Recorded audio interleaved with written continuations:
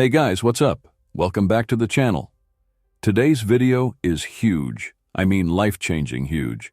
I'm not even exaggerating when I say this might be the most important video you'll watch all year. Look, I was completely lost 6 months ago. Unmotivated, anxious, wasting time on social media, and feeling like life was just passing me by. Sound familiar? Then, one week changed everything for me after I discovered these ancient Stoic principles. I'm going to show you exactly how to transform your life in just 7 days using the wisdom that guided emperors and philosophers thousands of years ago. By the end of this video, you'll have a complete blueprint to become literally unrecognizable to people who knew the old you. Let's go. Let's be honest. We're all living in complete chaos right now. Our phones are constantly pinging. We're being bombarded with terrible news 24/7. And everyone seems to be in this perpetual state of outrage or anxiety. It's exhausting. And what's worse is that we've been conditioned to believe this is normal. It's not normal, and it's definitely not healthy. The average person checks their phone 96 times a day. 96 times. That's once every 10 minutes. We're constantly distracted, constantly reactive, constantly at the mercy of whatever notification comes through next. And we wonder why we feel like we have no control over our lives. It's because we literally don't. We've surrendered our attention, our most precious resource, to external forces. And it doesn't stop there. We've become addicted to external validation. How many likes did my post get? Why didn't they text back?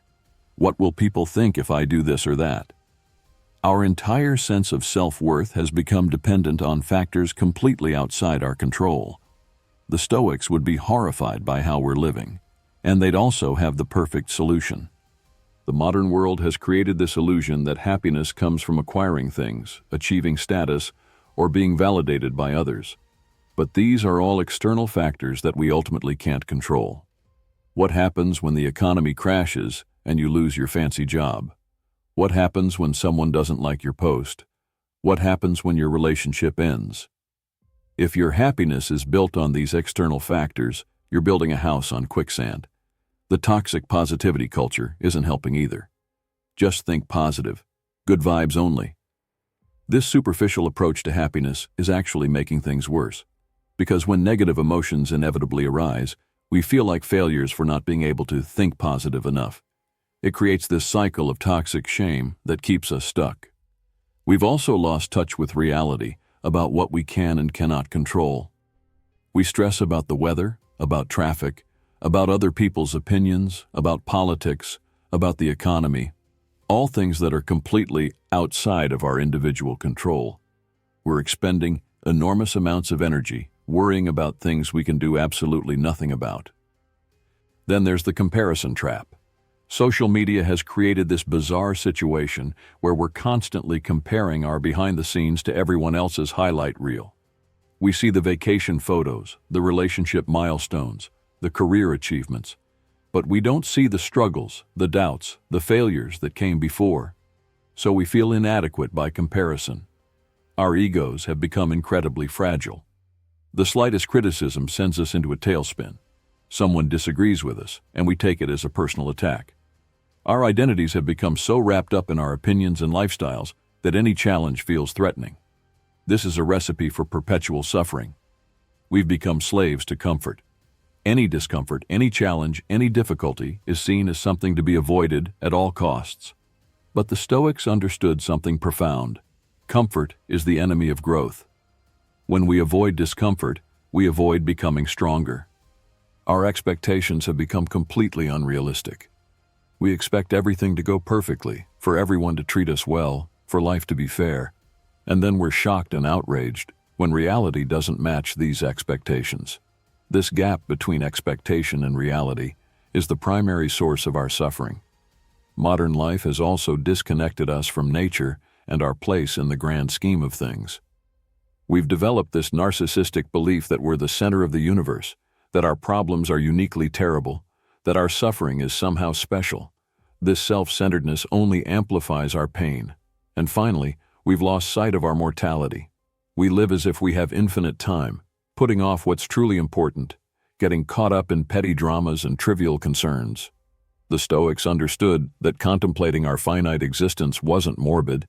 It was the key to living with genuine urgency and appreciation. Day 1. The dichotomy of control. All right, day 1 is all about the most fundamental principle in Stoicism, the dichotomy of control. This single concept changed my life more than anything else, and it's going to be the foundation for everything else we do this week. The principle is simple. There are things within your control and things outside your control. Your peace of mind depends entirely on focusing your energy on the former and accepting the latter. So what's actually within your control? Basically just your judgments, your decisions, your values, and your responses. That's it. Everything else, other people's opinions, the weather, the economy, your genetic makeup, the past, all of that is outside your control. And stressing about things you can't control is like trying to teach a cat to speak French. Completely pointless, and just leaves you frustrated. Here's your first assignment. For the entire day, whenever you feel stressed or upset about something, pause and ask yourself, is this within my control? If it isn't, practice saying, this is not within my control and therefore not worth my energy. It sounds simple, but this conscious redirection will feel like a superpower by the end of the day. I want you to actually make 2 lists. Grab a piece of paper and draw a line down the middle. On one side, write within my control, and on the other, outside my control. Then start listing everything that's causing you stress right now. Put each item in the appropriate column. Be ruthlessly honest with yourself. Most people are shocked to discover that about 90% of what they worry about belongs in the outside my control column. Now comes the hard part. You need to practice the art of voluntary acceptance. This doesn't mean being passive or giving up. It means accepting reality as it is, not as you wish it to be. If it's raining and you had outdoor plans, getting angry at the rain doesn't change anything.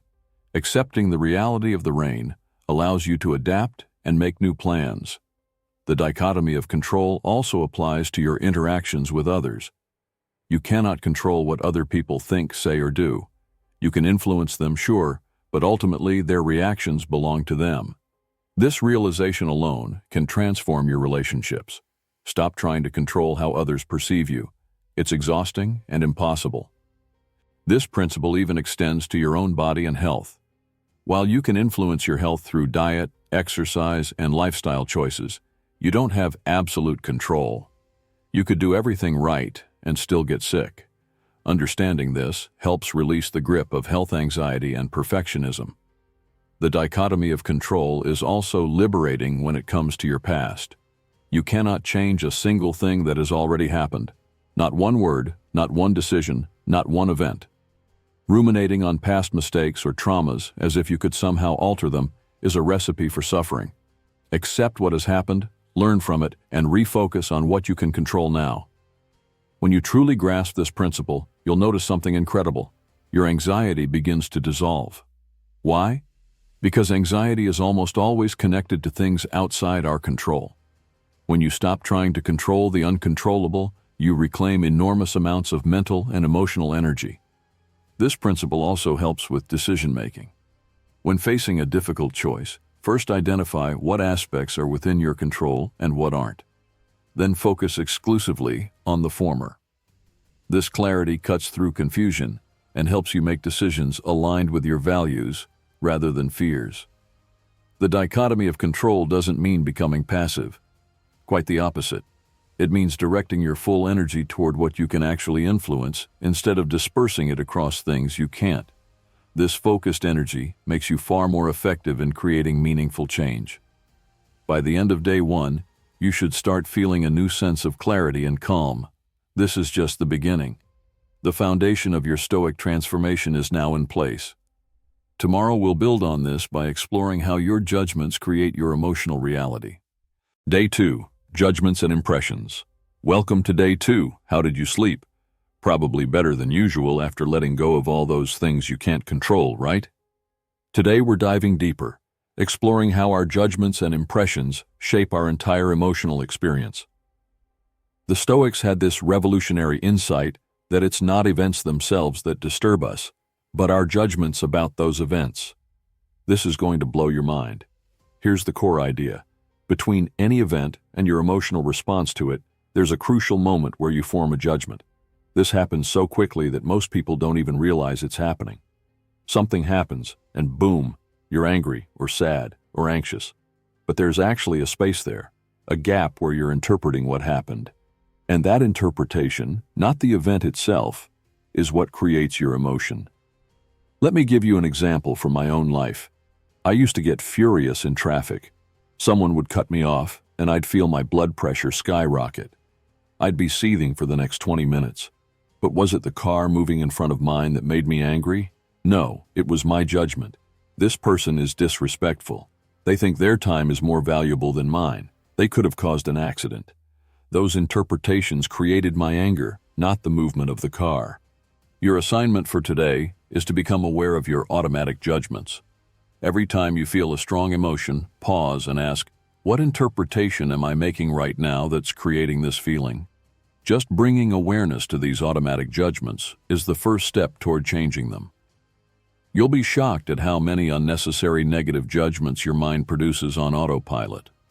You'll notice that many of your judgments contain words like should, must, always, and never. These rigid thinking patterns are judgment factories. Traffic should move quickly. People should be considerate. I must never make mistakes. These rigid demands on reality set you up for constant disappointment because reality rarely conforms to our shoulds. The Stoics practiced questioning their impressions before accepting them. When something happens and you feel that emotional reaction bubbling up, ask yourself, is this judgment necessarily true? Is there another way to interpret this situation? This simple questioning can diffuse even the most intense emotional reactions.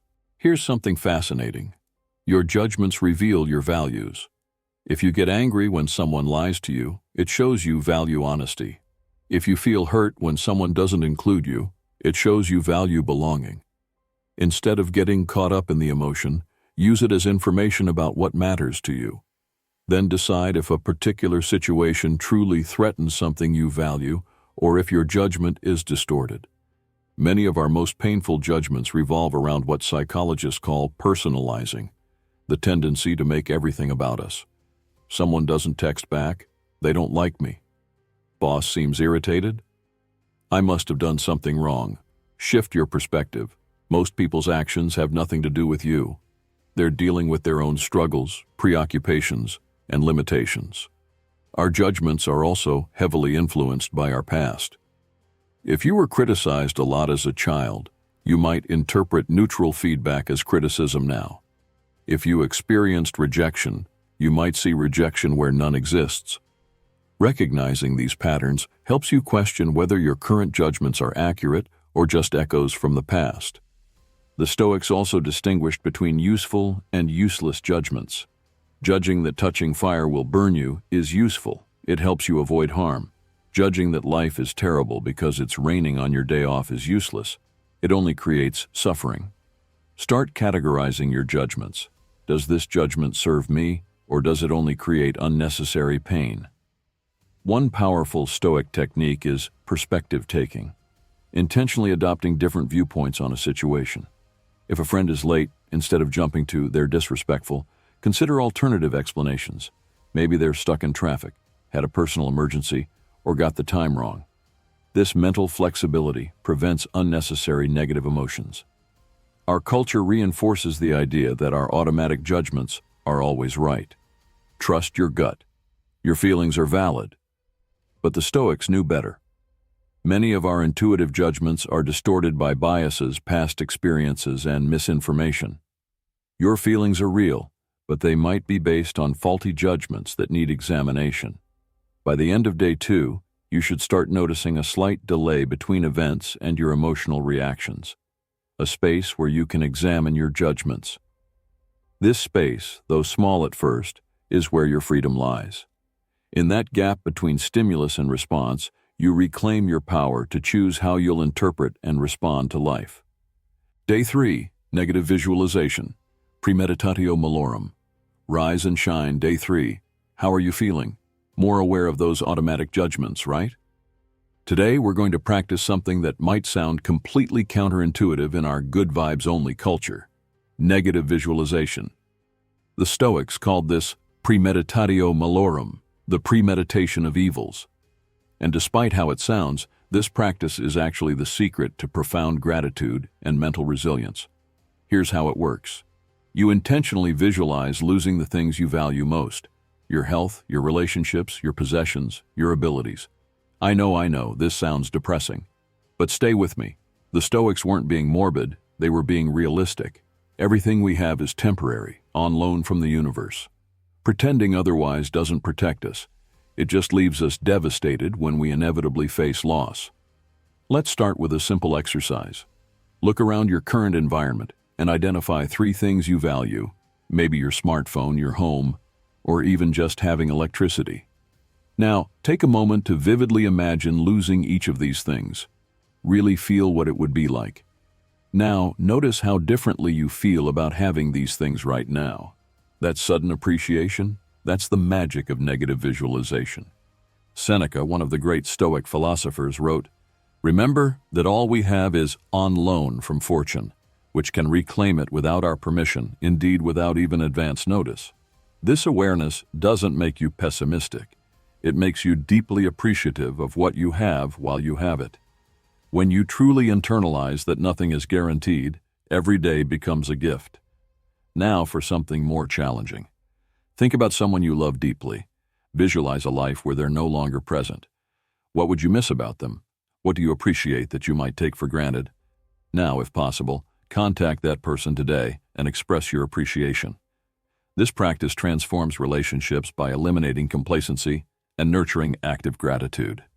Negative visualization also builds remarkable resilience. By mentally rehearsing challenges, you're not caught off guard when difficulties arise. The Stoics understood that unprepared minds are easily overwhelmed. But when you've already contemplated worst-case scenarios, you develop confidence in your ability to handle whatever comes your way. This practice even applies to your career and finances. Imagine losing your job or facing financial hardship. What would you do? How would you adapt?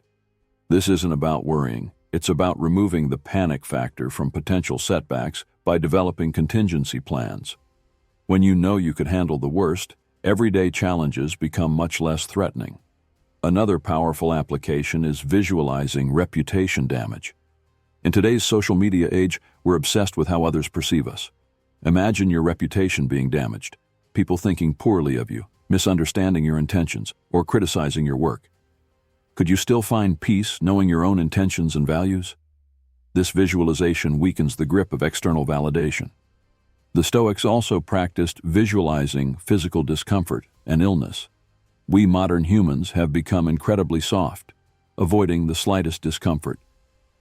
Imagine dealing with physical pain, extreme temperatures, or hunger. This mental preparation makes actual discomforts much easier to bear when they arise, and deepens appreciation for physical well-being. Negative visualization extends to contemplating your own mortality as well. The Stoics regularly reflected on death not to be morbid, but to create urgency and eliminate trivial concerns. When you remember that your time is finite, you naturally become more intentional about how you spend it. You stop postponing joy and meaningful pursuits. This practice is also the perfect antidote to hedonic adaptation, our tendency to quickly take positive circumstances for granted. We get the promotion, feel happy for a week, then return to baseline. We move into the dream house and soon it's just the house. Negative visualization resets this adaptation, allowing you to experience gratitude for what you already have. By the end of day 3, you should feel a heightened appreciation for aspects of your life you've been taking for granted. You might also notice a new sense of confidence in your ability to handle challenges. Remember, this practice isn't about dwelling on negative possibilities. It's about using them as a contrast to fully appreciate your current reality while building resilience for whatever comes next. Day 4, Voluntary Discomfort. Welcome to Day 4. You've made it halfway through our Stoic Transformation Week. By now, you should be feeling more clear-headed, appreciative, and emotionally stable. Today, we're taking things to the next level with voluntary discomfort, intentionally putting yourself in challenging situations to build resilience and break your dependence on comfort. Modern life has made us comfort addicts. We expect perfect temperature, immediate satisfaction, constant entertainment, and perpetual convenience.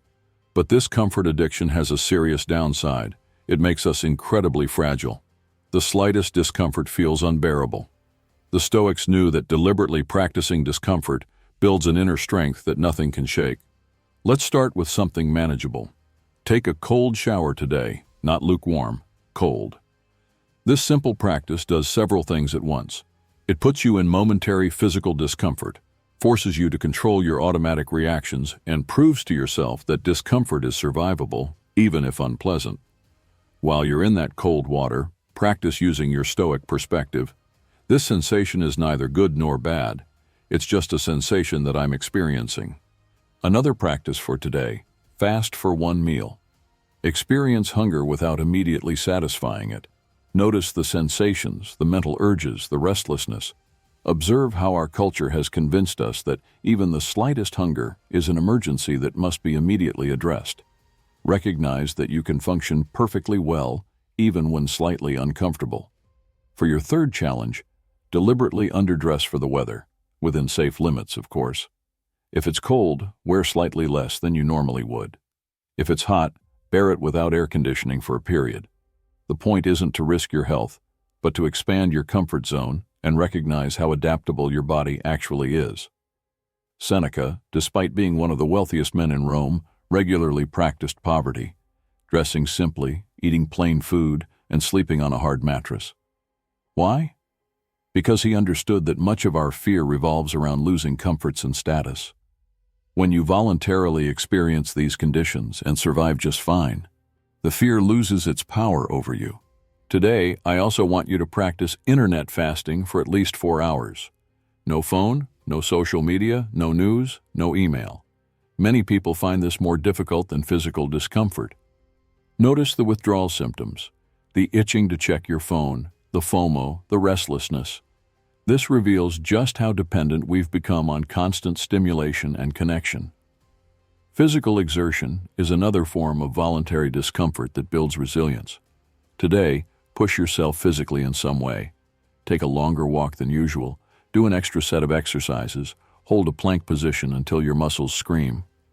Notice how your mind tries to convince you to stop before your body actually needs to. Learning to distinguish between discomfort and actual harm is crucial. Practice social discomfort as well. Make that phone call you've been avoiding. Have that difficult conversation. Ask for something that might result in rejection. Our fear of social discomfort often prevents us from living authentically and pursuing what matters. When you voluntarily face these situations, you build confidence in your ability to handle social challenges. Simplicity is another form of voluntary discomfort in our maximalist culture. Eat a simple meal with minimal ingredients. Wear simple clothes. Spend time in a space with minimal stimulation.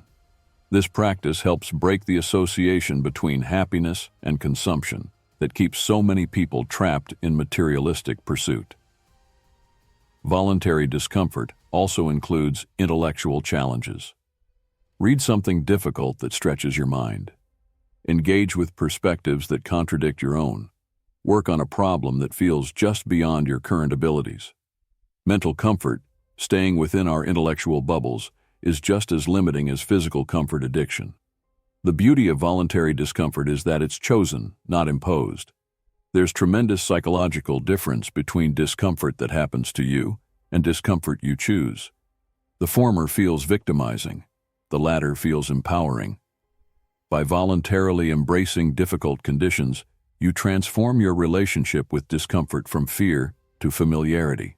By practicing these forms of voluntary discomfort, you're essentially comfort-proofing your happiness. You're breaking the conditional thinking that says, "I can only be happy when conditions are perfect." You're discovering that contentment is possible even in suboptimal circumstances. This is true freedom, when your well-being is no longer hostage to external conditions. By the end of day 4, you should feel a new relationship with discomfort, seeing it as a teacher rather than an enemy. You'll likely notice increased confidence in your ability to handle challenging situations and a decreased attachment to perfect conditions. Remember, the goal isn't to live in constant discomfort, but to not require constant comfort to be at peace. Day 5. Amor Fati, Love of Fate. Good morning and welcome to Day 5. How did you handle yesterday's discomforts? Finding yourself a bit more resilient already? Today we're exploring one of the most profound Stoic concepts, Amor Fati, the love of fate. This isn't just accepting what happens. It's embracing it wholeheartedly, as if you had chosen it yourself. This mindset is nothing short of transformative. The phrase Amor Fati comes from Nietzsche, who was heavily influenced by Stoicism. He described it as wanting nothing to be different, not forward, not backward, not in all eternity. This doesn't mean being passive or giving up on improvement. It means fully embracing your current reality before attempting to change anything. It's radical acceptance on steroids. Here's today's first practice. Think of something in your life that you've been resisting or resenting. Maybe it's a health condition, a difficult relationship, a career setback, or just a personality trait you wish you didn't have. Now, imagine what it would feel like to completely embrace this reality, not just tolerate it, but actually welcome it as an essential part of your journey. What shifts when you remove the resistance? Amor Fati transforms obstacles into opportunities. When something challenging happens, instead of thinking, "Why is this happening to me?" you think, "What is this happening for?" Every obstacle becomes a chance to practice virtue, develop strength, or gain wisdom. This perspective completely changes how you experience difficulties. Marcus Aurelius wrote, "The impediment to action advances action. What stands in the way becomes the way." This is Amor Fati in practice. The very obstacles you face become your path forward. The challenge that seems to be blocking you is actually showing you exactly what you need to develop or overcome next. Today, practice responding to every unexpected event with, "This is exactly what I need right now." Say it even if you don't believe it yet. Your car breaks down?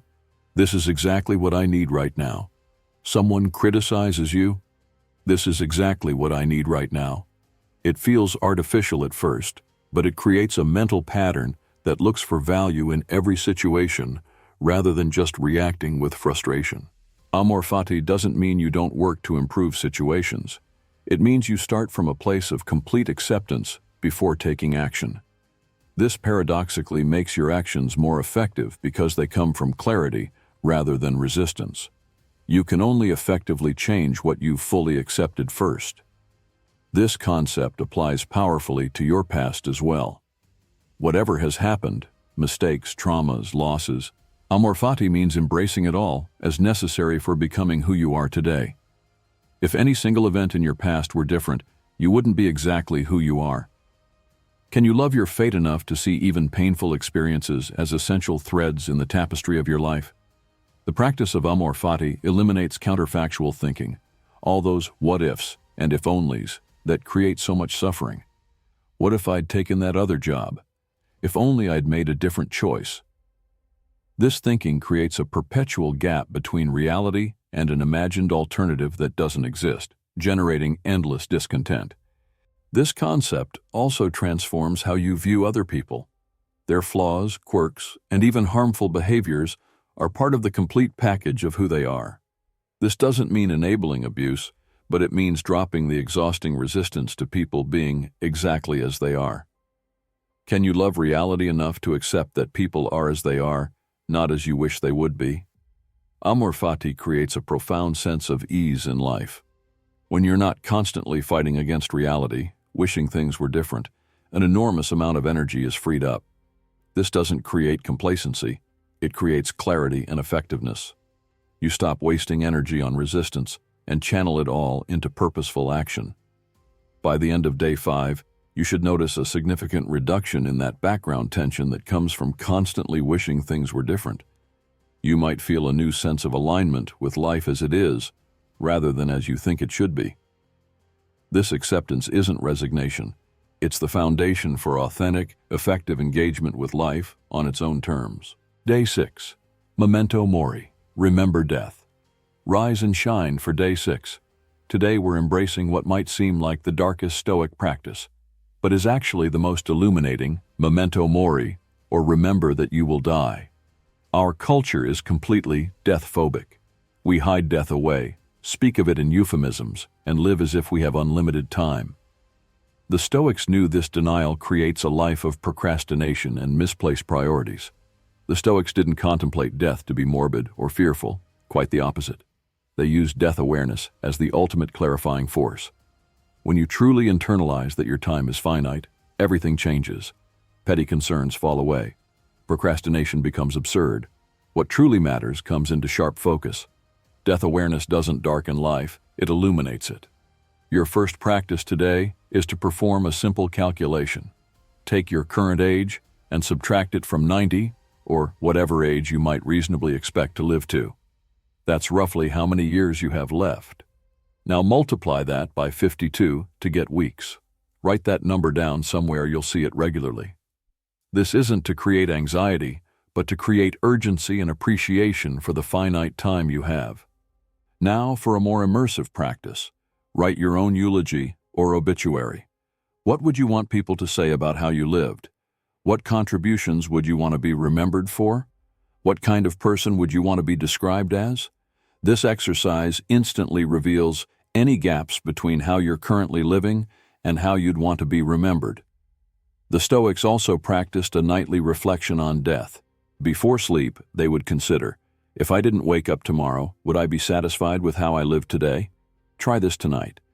It's not about creating anxiety, but about ensuring you're living deliberately rather than on autopilot. Would you be proud of how you spent your day if it were your last? Memento mori also transforms your relationships. Imagine if today were the last time you would ever see someone you care about. How would you treat them? What would you say? What petty grievances would you let go of? Practice treating at least one person today with this level of presence and appreciation. This practice also clarifies your priorities like nothing else. Make a list of everything you're currently dedicating time to. Now review that list with this question. If I knew I only had 1 year to live, would this still be important to me? Be ruthlessly honest. You'll likely find that many of your current concerns and activities wouldn't make the cut. Death awareness also helps us transcend the fear of failure and embarrassment that keeps us from living authentically. Ask yourself, on my deathbed, will I regret not trying this because I was afraid of looking foolish? This perspective makes social anxiety seem trivial compared to the regret of unlived potential. The Stoics viewed death not as a punishment but as nature's way of making room for what comes next. They saw themselves as part of a vast, ongoing process rather than as separate individuals whose death was some kind of cosmic injustice. This perspective creates a sense of connection with something larger than your individual life. Memento mori also puts suffering in perspective. When facing difficulties, ask yourself, will this matter when I'm on my deathbed? Most of what we stress about becomes laughably insignificant from this viewpoint. Traffic jams, minor slights, temporary setbacks, all fade into irrelevance when viewed through the lens of your entire lifespan. This practice doesn't just apply to how you spend your time, but to how you spend your attention. Your attention is even more limited than your time. Are you giving your precious, finite attention to things that truly matter, or is it being fragmented across meaningless distractions? Death awareness makes misallocated attention feel like the true waste it is. By the end of day 6, you should feel a new sense of urgency about living meaningfully, combined with a strange calm about what doesn't matter. This combination, urgency about the important and calm about the trivial, is the essence of wisdom. Remember, death isn't something that happens at the end of life. It's what gives life its meaning and structure all along the way. Day 7, the view from above, cosmological perspective. Welcome to our final day. You've come so far in just 1 week. Today we're expanding our perspective to the ultimate level, with what the Stoics called the view from above. Zooming out to see your life from a cosmic perspective. This practice dissolves ego, puts problems in perspective, and connects you to something larger than yourself. Imagine yourself rising up above your current location, seeing your home from above, then your neighborhood, city, country, the entire Earth, the solar system, and beyond. From this cosmic vantage point, your current concerns look very different, don't they? The traffic jam that frustrated you, the criticism that stung, the rejection that hurt, all seem tiny from this perspective. Marcus Aurelius practiced this regularly, writing, "Think of the whole universe of matter and how small your share. Think about the expanse of time and how brief your portion of it." This isn't to say your problems don't matter, but to help you see them in proper proportion. Most of what distresses us is magnified by our narrow, self-centered perspective. Today, practice responding to challenges by mentally zooming out. When something upsets you, visualize stepping back further and further until you can see the situation from a distance. Notice how differently it appears. This doesn't invalidate your feelings, but it helps prevent them from completely consuming your perspective.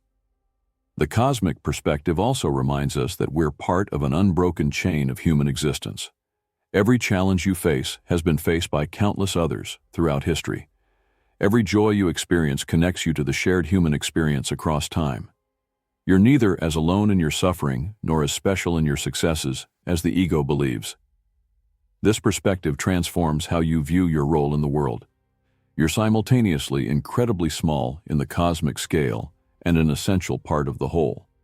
The Stoics saw humans as limbs of a single body, each with a vital function. Your actions, however small, ripple through the entire system. This creates responsibility without inflating the ego. The view from above also helps release attachment to outcomes. When you see the vast complexity of causes and conditions that create every event, you recognize how limited your control really is. You're one factor among countless others. This perspective encourages doing your best while releasing the grip of expectation. This cosmic perspective doesn't mean detachment from everyday life. The Stoics weren't advocating withdrawal, but a dual awareness, being fully engaged in your daily activities while simultaneously aware of their place in the larger whole. Epictetus said to act like a rock in a river, firmly planted while the water flows around you. The view from above also helps transcend cultural and tribal divisions. From space, there are no borders between countries. The conflicts that consume so much human energy look absurd from a cosmic perspective. This doesn't mean these issues don't matter, but it helps us approach them with more wisdom and less reactivity. This perspective connects strongly to memento mori.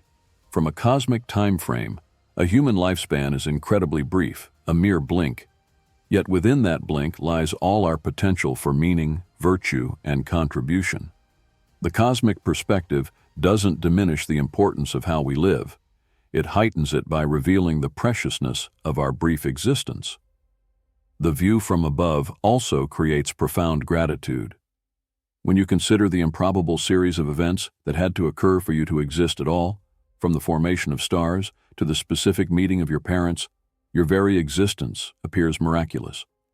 This cosmic luck creates a sense of gratitude just for the opportunity to experience being alive. By the end of day 7, you should feel a new relationship with both your individual concerns and your place in the larger whole. This dual awareness, being both a tiny part and an essential participant in something vast, creates a unique kind of peace. Your problems don't disappear, but they're held in a larger context that makes them more manageable and less all-consuming. We've reached the end of our 7-day journey, and if you've been practicing these principles, you're already experiencing changes that might seem subtle but are actually revolutionary. You're beginning to operate from an entirely different operating system, one based on wisdom rather than reactivity, perspective rather than emotional hijacking. The beauty of Stoicism is that it's not some abstract philosophy, it's intensely practical. Each principle we've explored translates directly into how you respond to everyday situations. The dichotomy of control helps you stop wasting energy on what you can't influence. Examining your judgments prevents unnecessary suffering. Negative visualization creates deep appreciation. Voluntary discomfort builds resilience. Amor fati transforms your relationship with reality. Memento mori clarifies priorities. The view from above provides perspective. What I want you to understand is that this is just the beginning. I've given you the starter kit, but Stoicism is a lifelong practice. The ancient Stoics didn't see philosophy as something you study. They saw it as something you do every day in every situation. It's a continuous process of aligning your perceptions and actions with nature and reason. The transformation I promised at the beginning is real. When you consistently apply these principles, you become virtually unshakable. Not because you don't experience difficulties, you absolutely will, but because you have the tools to respond to them with wisdom rather than reactivity. Your happiness is no longer hostage to external circumstances. This doesn't mean suppressing emotions or becoming some kind of robot. The Stoics weren't advocating emotional repression. They were promoting emotional intelligence. You'll still feel the full range of human emotions, but they won't control you. You'll have that crucial space between stimulus and response that allows for choice rather than automatic reaction. Many people misunderstand Stoicism as negative or pessimistic because of practices like negative visualization or memento mori. But the Stoics were actually profound optimists. They believed in human capacity to find meaning and tranquility regardless of circumstances. Their philosophy wasn't about enduring life, but about flourishing within its realities. The world desperately needs more Stoic wisdom right now. We're living in times of unprecedented change, uncertainty, and division. The ancient Stoics were also living through turbulent times. Plagues, wars, political upheaval. Their philosophy wasn't developed in some peaceful utopia. It was forged in the crucible of real human challenges. If you found value in these practices, I encourage you to dive deeper. Read the original Stoic texts, Marcus Aurelius's Meditations, Seneca's Letters, Epictetus's Discourses. Join online Stoic communities. Find others to practice with. Share what you're learning.